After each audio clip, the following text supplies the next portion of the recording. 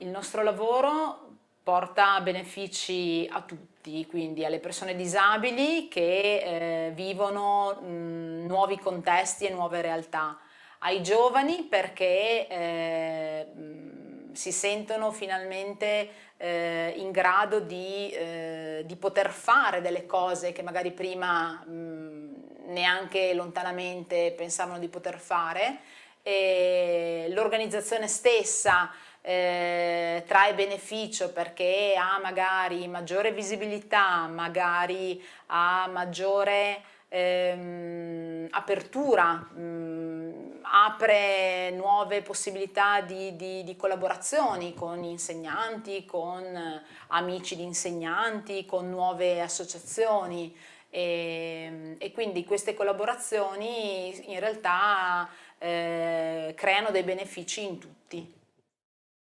Soprattutto con Smile the Movie, quindi con la realizzazione del cortometraggio e poi permettere appunto alla Filo Continuo di portare il loro spettacolo con attori disabili nel teatro qui di Bussolengo, ha permesso alla comunità e non solo, perché comunque anche alla realizzazione del cortometraggio hanno partecipato dei giovani che non facevano ancora parte dello Smile, quindi hanno permesso alla comunità e anche a questi giovani di rapportarsi col mondo della disabilità, che a volte è un mondo che proprio ci fa paura e ci spaventa perché non sappiamo bene come relazionarci con questo mondo, per scoprire poi che non è un mondo così distante dal nostro. Può produrre un cambiamento nel momento in cui non si focalizza sul cambiamento stesso, ma cerca di fare quello che è meglio per il gruppo, per farlo star bene e metterlo a proprio agio. Jak mamy szersze spektrum, to zawsze jest lepiej, tak? Jakby fajniej jest czytać książki i grać w gry komputerowe, niż tylko czytać książki, albo niż tylko grać w gry komputerowe, na tej zasadzie. I kiedy my im to pokazujemy, to oni są mądrzejszymi ludźmi, a jakby oni będą gospodarzami świata nie kiedyś, ale już niedługo, tak? I jakby myślę, że dlatego warto.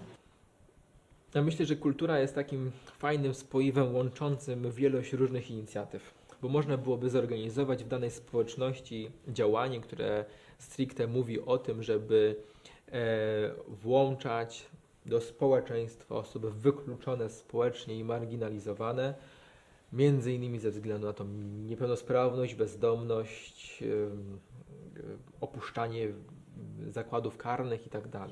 Ale często kultura daje taki gdzieś dodatkowy zabieg, który nie dość, że ciekawi, intryguje, dodaje taką właśnie pewną nutę niepewności, co to będzie, co to powstanie, powstać, nie wiem, jakiegoś muralu.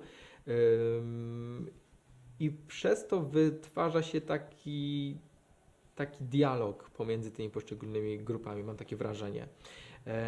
Często ktoś wychodzi na zewnątrz, wychodzi z tego swojego domu, z tego blokowiska, jest zainteresowany tym, co tutaj powstanie. Nawet jak ktoś przejeżdża samochodem, to gdzieś może być zaintrygowany tym, co się tutaj dzieje. Więc takie wszelkie działania kulturalne często są ciekawsze w odbiorze. Nawet spektakle teatralne, jakie my budujemy, no też intrygują, no bo jednak z jednej strony zastanawiamy się nad tym, dajemy spektakl, w którym grają osoby z niepełnosprawnością i ludzie tam przychodzą na sztukę, ale też przychodzą popatrzeć, jak wyglądają osoby niepełnosprawne, albo jak sobie poradzą w danej roli.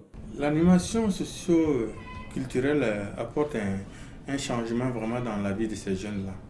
Parce que, comme on l'a dit, quand on travaille avec ces jeunes-là, ils ont un plaisir.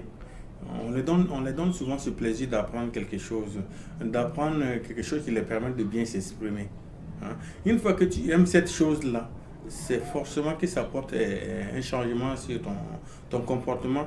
Parce que aussi, on l'a dit aussi, on a un règlement intérieur qui oblige les enfants à avoir un comportement vraiment sain, à changer de comportement.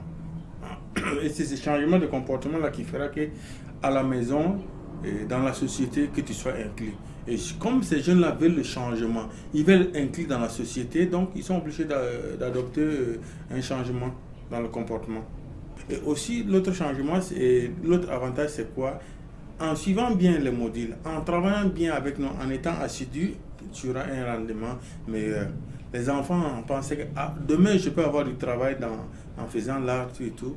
Moi, je pense que ça c'est un grand avantage pour ces jeunes-là.